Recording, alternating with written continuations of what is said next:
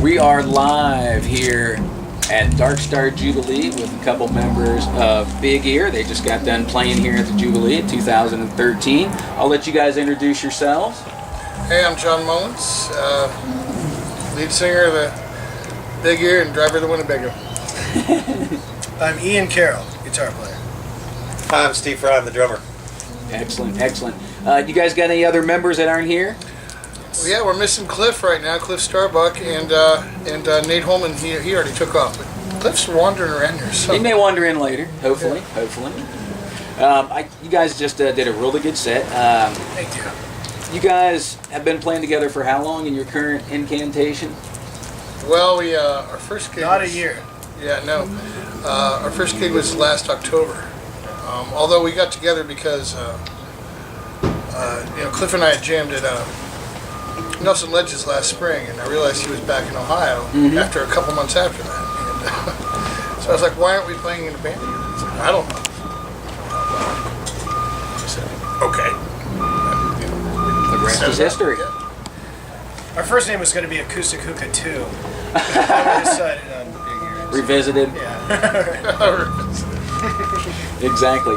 So how'd you guys all meet? How'd you guys all get together?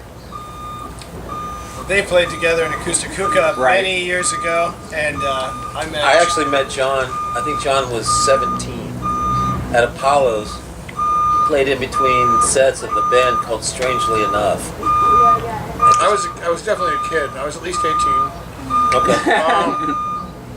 But still too young to drink in bars at that year. Didn't stop him. Didn't stop him though. He's hardcore. Just kidding. That's how Steve and I met. And when he and I got together, I was playing with Dave down at South Heidelberg, and Steve came down on a particular Wednesday, and that's kind of what that band was born out of, Acoustic Hookah. And then, getting closer to more recent times, Ian and I met. Where did we meet? Oh, through Russell. Russell, Yeah. his roommate. I played a couple gigs with his roommate, and ended up not playing with that band anymore, and started playing with John Mullins' band before it was BigeaR. Gotcha. Yeah. Yeah, that's where I've seen the jump. Sure. Way back when. I don't want to tell you how old I am, but a long time ago. So you guys have been almost a year together. What you guys have plans on playing together in the future? No. No, today's it. Only if they make me. We're done after today.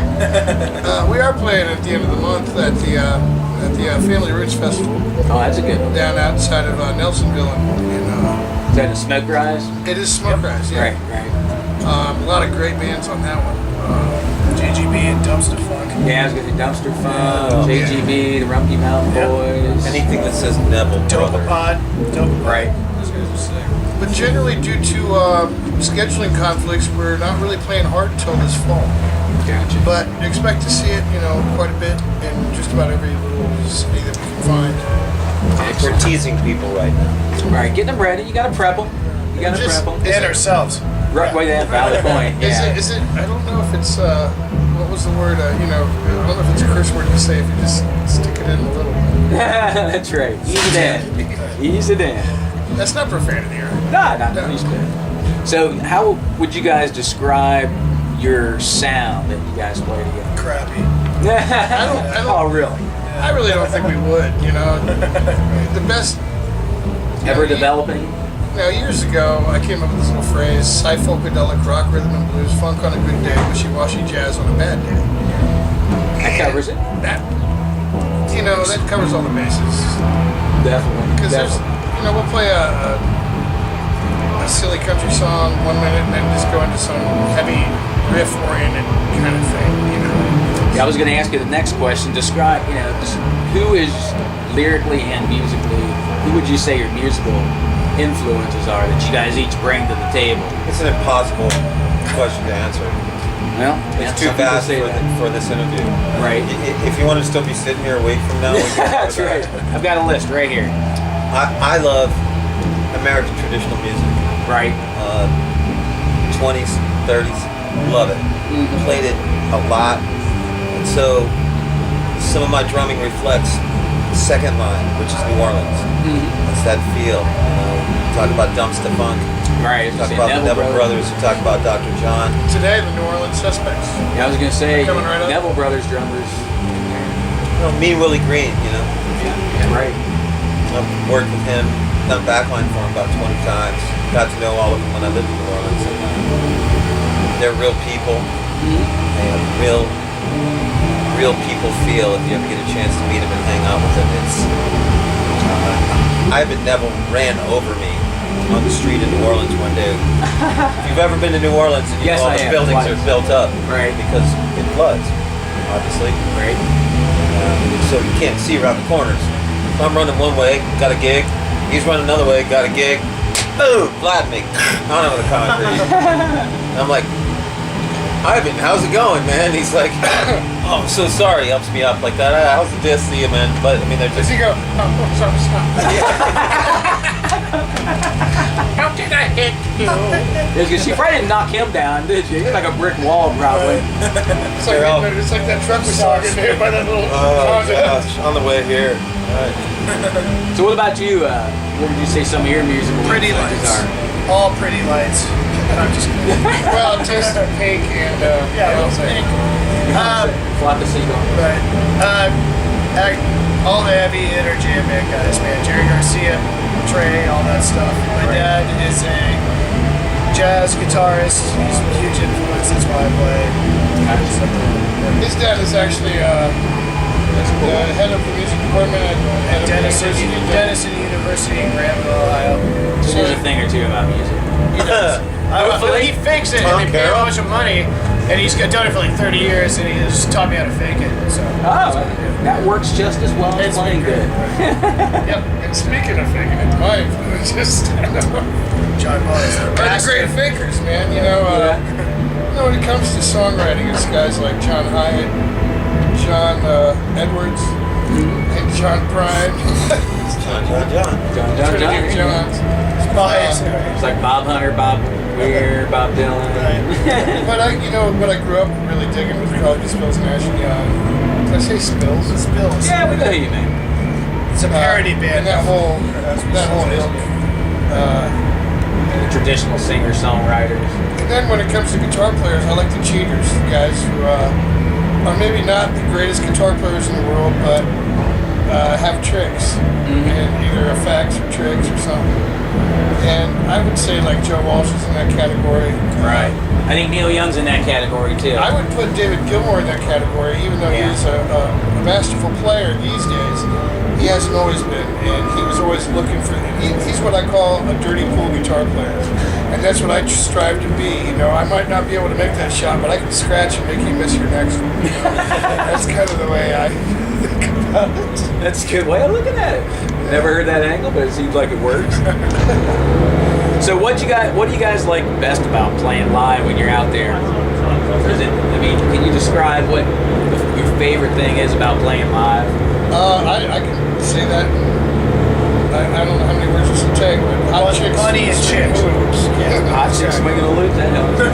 I'm not a musician, and I've never been on stage. I've never had thousands, hundreds, dozens of people cheer me on and got that feeling. So I always ask people who are really experienced with that, like, what is it like standing out there and just being like in the moment? Sure. Well, that's a huge part of it. It's excellent to get through it and feel that vibe and that energy. That's awesome. That's great. Also, I think just actually completing and playing a smooth show and stuff is just such an accomplishment. It feels great, and everybody's satisfied afterwards. Yeah, we're rich and we have tons of girlfriends and stuff. So. Right. Girls and girls. What about you, man? I think in and of itself, humans are best of the moment. And I think there's very little in life, very little that's of the moment. This conversation, any conversation, is either based in the past or the future. Right. Everything you read, everything you think about, everything is in the past or in the future. Music is one thing that we enjoy of the moment simultaneously. If you're really playing a great gig, if things are as the best, you're at the top of your game. You haven't thought about a single note you played. You're in it, and that's it. There's not a thought of what my kick drum foot did for an entire show, or where the snare was, or what cymbal I hit, or anything else. It's just that color and feeling that energy come back from the people that are viewing this, trying to capture that and get a hold of their head, just drag their hair right onto the stage with you. It's the best thing in the world. And I'm going to expand on that a little bit. Yeah. Steve and I have talked about this a lot over the years. We've played together since '91. That's how long he and I go back. There's a certain kind of a zen thing when it comes to what he was just talking about, where you can't play a bad note, and other nights you can play nothing but bad notes. But when it's real and it's great, it's real and it's great, and it's effortless. It's like a golf shot. The best golf shots take no effort, and it's almost like you rise up out of your body and you're looking down at yourself playing from right above you. It's like an out-of-body experience. When it's really hitting. And hopefully I'm looking forward to the day this band does that. I'm sure we'll see. I'm sure That'd we'll be see. great. Eventually, maybe. So I guess you guys are having fun at the Jubilee. You're gonna hang out for a little bit, I guess. Yes. Excellent. So do you guys have any albums that you guys are working on maybe in the near future? We do. Steve can better describe it a little bit more than I. It's going to be we're going to be doing an EP style, like two to four songs at a time, and they'll be released on thumb drives and iTunes, that kind of format. Whether or not we'll have a CD, available, I guess we could have an EP CD. But it's not going to be one big album all at once. It's going to be in chunks. Great. And that we were supposed to start in April, but that didn't happen. So we're in the pre-recording process, pre-production of charting out songs that we're going to do and everything like that. So hopefully yet later on this year, perhaps, get the first one from it. It'll be before the end of the year for sure. Released before the end of the year. We've got to get through the busy time. The warmer months, the festivals, all that stuff. Once that starts to roll out, then we'll find some time to actually go. Right. It's not something you can't do it well in a short period of time. You gotta let it develop, let it soak in a little bit. Sometimes you lay it down. It's not something to be afraid of. You've got to be able to release some of the control over to somebody who knows how to produce and how to direct. So what we are as musicians, we write songs, we play music, but you can't do it all. There are a few people. Jeff Lynne can do it. Right. It's amazing. Look at the Traveling Wilburys. That's him, right? All over He the just map. redid the whole ELO collection. All of it. He just redid it. I was going to say he redone it. He redid it. But it's very, very rare. So you choose people, and when you have a producer director, they put a landscape together in their mind, like a soundscape, if you will, of how they want it to feel and sound. So you go in and you work it, and sometimes you put pieces of it together. Maybe you record the entire thing live, and then you go back and replace pieces. Or sometimes, after you've laid it all out live, you decide, well, the song, we could do it like this. Right. So you wanted to give it that time to set it up, because it's a little tiny chunk of history. If you do it well, you put something together that's going to live pretty much indefinitely. We don't know if people 1,000 years from now will listen to this music, but they might. And we're in an era where the technology exists where that could actually take place. Right now, it's hard to listen to music that was actually recorded in 1917 because it was done on a wax cylinder or an aluminum disc, and they're pretty shot. Right. Yeah. Reading. But the digital world that we live in at this point, it's pretty easy to reproduce it, mass reproduce it, and save it for many, many years. So it'd be nice for that effort that you make to actually live out there and be the kind of thing you'd like to see.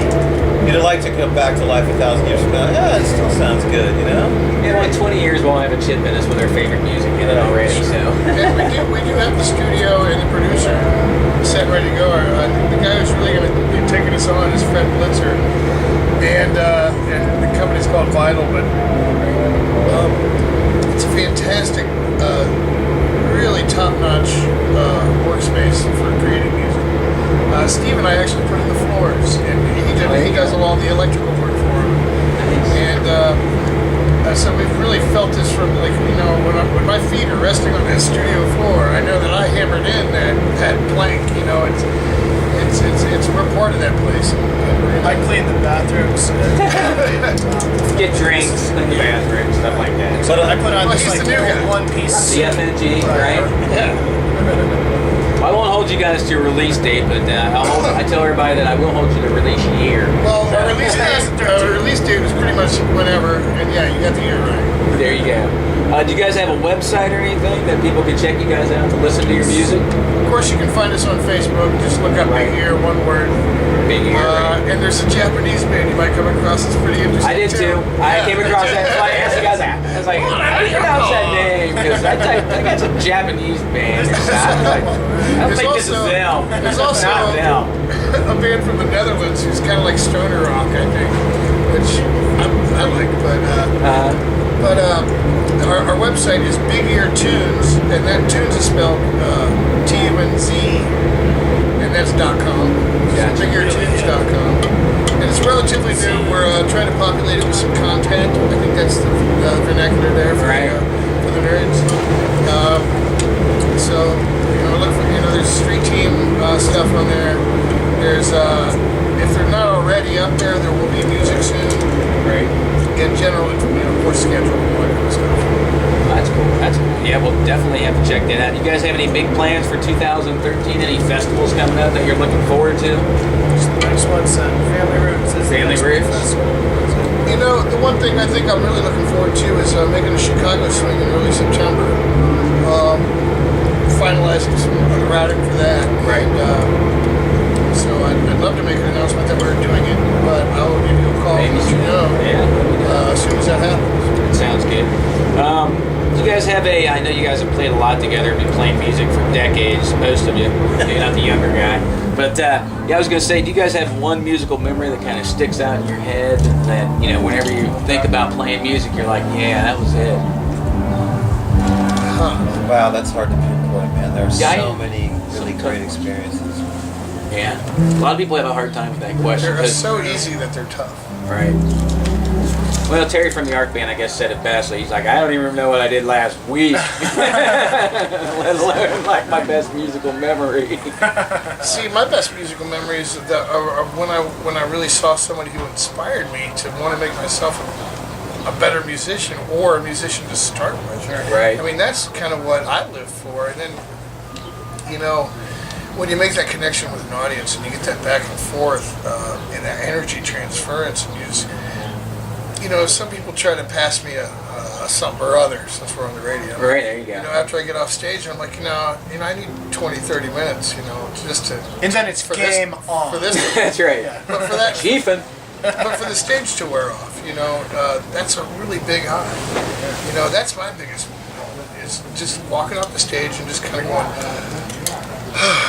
Yeah. After a good set. I could see that. What about you, man? You got any favorite things that you could think I'm of? always disappointed with my playing, and I always feel unsatisfied after every gig. It's You're bad. always searching for the perfect Yep, note, then, that's I it. guess. Now you do That's sound it. like Sweeney. Unintentionally. Steve, what do you say, man? I play with a kids band. I work with That's for kids, not of kids. right. Oh, okay. I was like, yeah. But man, the kids. I work with BigeaR, which is big stages, big PA systems. I do 20s and 30s music with Noah Shull, and it's I stomp on a case top and play on washboard with a wire brush. So it's spread around. That's cool. It's spread around the map pretty good as far as colors of music goes. But there isn't any kind of music I don't like. There's music that I don't prefer. Right. Because it's copied and copied What's the and name of your copied. hip hop band again? You got a dubstep shaking in there? Dubstep stuff. It's called Scream, It's called Steel-Toed Boots. It's dubstep. It's mudstep. I don't know how Trying to dubstep. catch his Ring of Fire set to dubstep. Yeah. I about shit myself. Oh. Yeah. I about. Yeah, we can beat that out. Which is why. Yeah, actually, June Carter Cash wrote all of John's hits. Not all of them, but most of them. A lot of them. Yeah, she did. Yeah, I just want to know how dubstep invaded the hippie scene. That's I don't know how it's coming in. It's like the Empire, man. It's like Star Wars. Star Destroyers in the system. I feel like now I'd rather do the Rebels. Right. Amen. Amen. It's hard to hang on the laurels of your music. I've played 4,500 shows. 5 countries, 40 states. When I lived in New Orleans, I played 5 a day. So it's a different world than what a lot of people are used to, but it's what you do in big cities where you make $25 a set. Do you want to succeed? Do you want to actually eat tonight? Right. That's what Something you do. but ramen tonight. Yeah. But it's perspectives are everything. However, I don't know. I kind of agree with John. Some of my best musical moments are seeing other great people or working with them in some way. It's fabulous. Tony Orlando is a tremendous performer. With or without Don? Still with Don. Is he still with? She told me that the other day. I was one like, of the 2 Dons. In fact, she wrote and sang and performed and makes the money off of the Meow Mix commercial. That's all her. That's her? That's her. That one? Yeah. Oh my God. She made a fortune off of that. It's popular. Now it's going to be in my head, thanks. I got to know her well enough. I was like, no, you didn't. And so she played it and sang it for me. I'm like, yes, you did. That's you. All I know is I'm going to go tie a yellow ribbon around it. Yeah. Got to find an oak tree or See, something. that's not profanity either. Yeah. Okay, I we're work going with a lot of people. Anyway, it's fabulous. Excellent. But we're going to conclude here. Just one last question for you guys. Do you guys have a favorite Grateful Dead song? Yeah, that's the one that everybody's like, oh my God. I never pre-asked that question either. I never pre-asked that question either. Because I've got an answer, so I'm going to let these guys. There you go.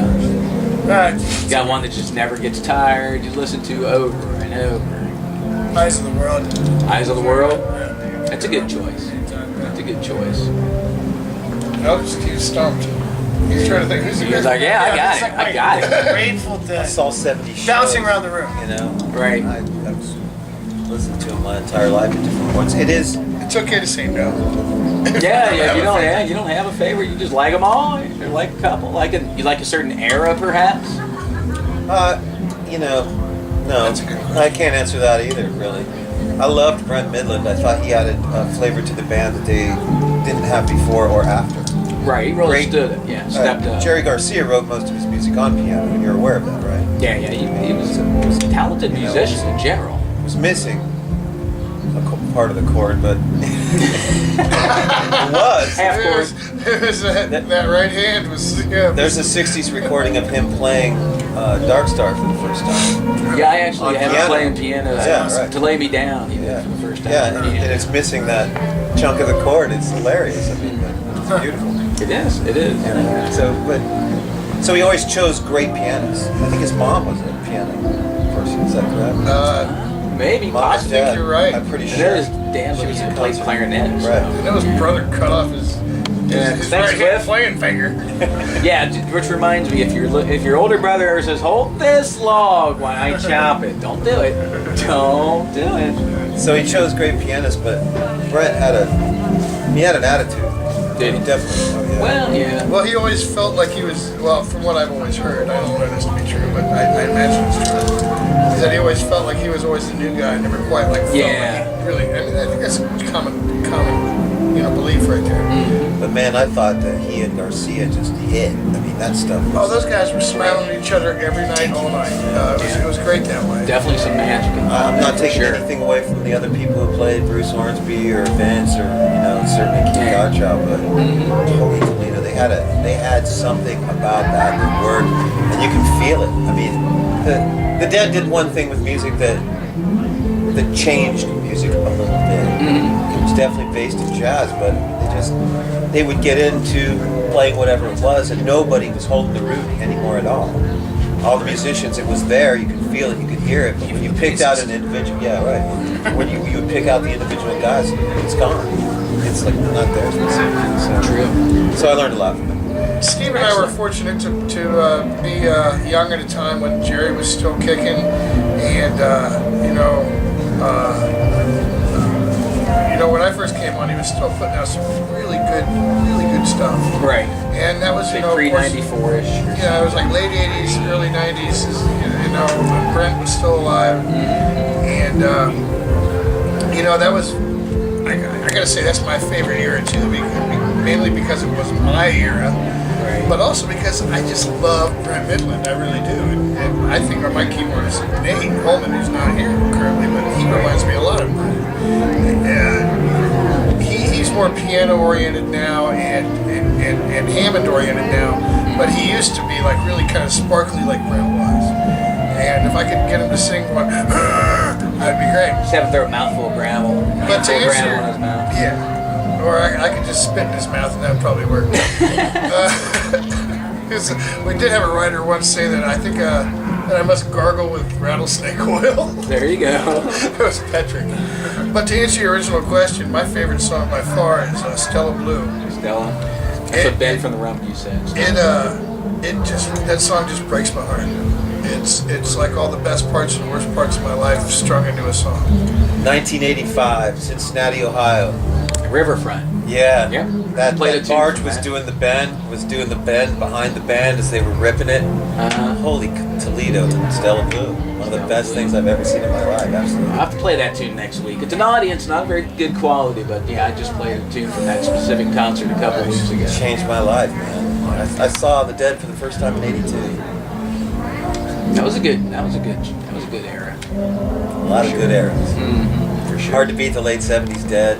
Hard to beat that stuff. Yeah, I'm a big fan of 73, 74. Of course, Pigpen. You know, that Some was way so, back. that whole kind of scene was so still new even then, even though it had been going on for a long time, and now it's Fish and it's widespread and it's Yonder, it's branched out all over the place. And I may not be such a fish head, but I love to go see my widespread, and it's a different thing nowadays as far as like it's more established, and there's more expectations. But then it was just like open, fair game, and the whole attraction was the crowd was so creative. You'd see the lyric in Carousel, Whales and Alligators, Sharks and Alligators, was inspired by the lawn at Deer Creek, with people running around with